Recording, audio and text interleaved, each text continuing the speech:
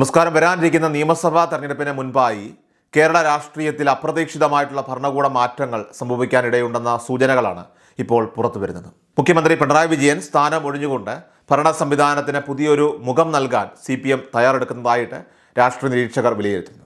LDFിൻ്റെയും CPMൻ്റെയും പാരമ്പര്യ വോട്ടർമാരിലും അണികൾക്കുമിടയിലുമൊക്കെ തന്നെ മുഖ്യമന്ത്രിയുടെ വ്യക്തിപ്രഭാവത്തിന് മങ്ങലേറ്റതായിട്ടും അദ്ദേഹം ഒരു വിഭാഗത്തിന് അപ്രിയനായി മാറിയതായിട്ട് പാർട്ടി നേതൃത്വം ഭയപ്പെടുന്നുണ്ട്. ഭരണവിരുദ്ധ വികാരം എന്നത് കേവലം നയപരമായിട്ടുള്ള എതിർപ്പല്ലെന്നും മറിച്ച് മുഖ്യമന്ത്രിക്ക് നേരെയുള്ള അഴിമതി ആരോപണങ്ങളിലും സ്വജനപക്ഷപാതപരമായിട്ടുള്ള നിലപാടുകളിലും അധിഷ്ഠിതമാണെന്നുമുള്ള തിരിച്ചറിവ് പാർട്ടിക്കുള്ളിൽ ഇപ്പോൾ ശക്തമായിരിക്കുകയാണ്. ഈ സാഹചര്യം മറികടക്കാൻ നേതൃമാറ്റം അനിവാര്യമാണെന്ന ചിന്താഗതിയിലേക്ക് പാർട്ടി ഇപ്പോൾ എത്തിച്ചേർന്നതായിട്ടാണ് പുതിയ റിപ്പോർട്ടുകൾ വ്യക്തമാക്കുന്നത്. ഈ നീക്കങ്ങൾക്ക് കൂടുതൽ വേഗത നൽകിയത് കഴിഞ്ഞ ദിവസം ഹൈക്കോടതിയിൽ നിന്നുണ്ടായ അത്യന്തം ഗൗരവകരമായിട്ടുള്ള പരാമർശങ്ങളാണ്. ശബരിമല സ്വർണ്ണക്കൊള്ളയുമായി ബന്ധപ്പെട്ട കേസിൽ തുടക്കത്തിൽ കോടതിയുടെ പ്രശംസ പിടിച്ചുപറ്റിയ പ്രത്യേക അന്വേഷണ സംഘത്തിന് ഇപ്പോൾ കനത്ത തിരിച്ചടിയാണ് നേരിടേണ്ടി വന്നിരിക്കുന്നത്. അന്വേഷണത്തിൻ്റെ ഓരോ ഘട്ടത്തിലും സർക്കാർ കാണിക്കുന്ന അമിതമായ താൽപ്പര്യവും പക്ഷപാതപരമായിട്ടുള്ള നീക്കങ്ങളും കോടതിയുടെ നിശ്ചിതമായിട്ടുള്ള വിമർശനത്തിന് കാരണമായി മാറി. അന്വേഷണ സംഘത്തിൻ്റെ പ്രവർത്തനങ്ങളിൽ സുതാര്യതയില്ലെന്നും നീതിയുക്തമായ ഒരു വിചാരണയ്ക്ക് നിലവിലെ അന്വേഷണ രീതി പര്യാപ്തമല്ലെന്നും കോടതി നിരീക്ഷിച്ചു. ഇത് സർക്കാരിൻ്റെ ധാർമ്മികമായിട്ടുള്ള അടിത്തറയെ തന്നെ ചോദ്യം ചെയ്യുന്ന ഒന്നായി മാറുകയും ഭരണകൂടത്തിൻ്റെ വിശ്വസ്തതയെ ജനമധ്യത്തിൽ തകർക്കുകയും ചെയ്തിരിക്കുകയാണ്.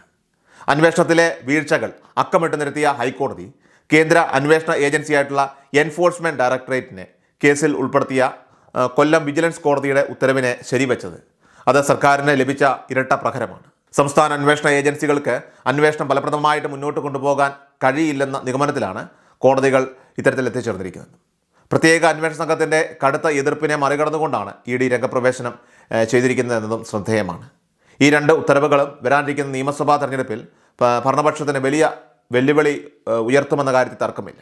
BJP അടക്കമുള്ള പ്രതിപക്ഷ പാർട്ടികൾ ഈ ഒരു സാഹചര്യം അത് രാഷ്ട്രീയപരമായി തന്നെ ഉപയോഗിക്കുമെന്ന ഭയം CPMനെ പ്രതിരോധത്തിലാക്കിയിരിക്കുകയാണ്. കേസിലെ പ്രതികളെ തെരഞ്ഞുപിടിച്ച് അറസ്റ്റ് ചെയ്യുന്ന രീതി കോടതിയുടെ കടുത്ത അതൃപ്തിക്ക് കാരണമായി മാറിയിട്ടുണ്ട്. മുൻ ദേവസ്വം ബോർഡ് അധ്യക്ഷൻ പത്മകുമാറിനെ മാത്രം പ്രതി ചേർത്ത് മറ്റുള്ള പ്രമുഖരെ ഒഴിവാക്കിയത് കോടതിയെ പ്രകോപിപ്പിച്ചു. യഥാർത്ഥ കുറ്റവാളികളെ സംരക്ഷിക്കുന്നതിന് വേണ്ടിയാണോ ഇത്തരം പകുതി വഴിയിലുള്ള അന്വേഷണങ്ങളെന്ന് കോടതി ആരാഞ്ഞു.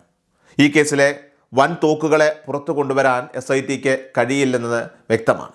ഇനിയും അറസ്റ്റ് ചെയ്യപ്പെടാനുള്ള പകുതിയോളം പ്രതികൾ ഉന്നത രാഷ്ട്രീയ ബന്ധങ്ങളുള്ളവരാണെന്ന സൂചനകൾ പുറത്തു വരുമ്പോൾ അന്വേഷണം തങ്ങളിലേക്ക് എത്തുന്നത് തടയാൻ അധികാര കേന്ദ്രങ്ങൾ ശ്രമിക്കുന്നുവെന്ന ആരോപണം ശരിവെക്കുന്ന രീതിയിലാണ് കോടതിയുടെ നിലപാടുകൾ കാണിക്കുന്നത്. ഭരണകൂടത്തിൻ്റെ അഴിമതിക്കെതിരെയുള്ള പോരാട്ടം കേവലം പ്രസംഗങ്ങളിൽ ഒതുങ്ങുന്നു എന്ന വികാരം സാധാരണക്കാരായ ഇടതുപക്ഷ പ്രവർത്തകർക്കിടയിൽ പോലും ഇപ്പോൾ ശക്തമാണ്. അരിയാഹാരം കഴിക്കുന്ന ആർക്കും മനസ്സിലാകുന്ന രീതിയിലുള്ള ലളിതമായ സത്യങ്ങളാണ് കോടതിയുടെ വാക്കുകളിലൂടെ പുറത്തു വരുന്നത്. സംസ്ഥാനത്തെ അന്വേഷണ ഏജൻസികളെ വരുതിയിലാക്കി രക്ഷപ്പെടാമെന്ന മോഹം നടപ്പാവില്ലെന്നും കേന്ദ്ര ഏജൻസികളുടെ ഇടപെടലിലൂടെ സത്യം പുറത്തു വരുമെന്നും അണികൾ ഭയപ്പെടുന്നു. ഈ സാഹചര്യത്തിൽ മുഖ്യമന്ത്രി പദവിയിൽ തുടരുന്നത് പാർട്ടിയുടെ ഭാവിക്ക് ദോഷകരമാണെന്നും അന്വേഷണത്തെ സ്വാഗതം ചെയ്തുകൊണ്ട് മാന്യമായി ആ സ്ഥാനം ഒഴിയുന്നതാണ് ഏക പോംവഴിയെന്നും പാർട്ടിയിലെ ഒരു വിഭാഗം വിശ്വസിക്കുന്നുണ്ട്. നിയമസഭാ തെരഞ്ഞെടുപ്പിൻ്റെ നിർണായക ഘട്ടത്തിൽ ഇപ്പോൾ എത്തി നിൽക്കെ ജനങ്ങൾ പുറത്താക്കുന്നതിനേക്കാൾ അന്തസ്സുറ്റ രീതിയിൽ സ്വയം രാജി സമർപ്പിക്കുക എന്ന തന്ത്രമായിരിക്കും CPM സ്വീകരിക്കാനായിട്ട് സാധ്യത. ഉന്നത ബന്ധങ്ങളിലേക്ക് അന്വേഷണം നീളുമെന്ന് കോടതി വ്യക്തമാക്കിയതോടെ പ്രമുഖരായ പല നേതാക്കളും നിയമക്കുരുക്കിലാകുമെന്ന് ഉറപ്പാണ്.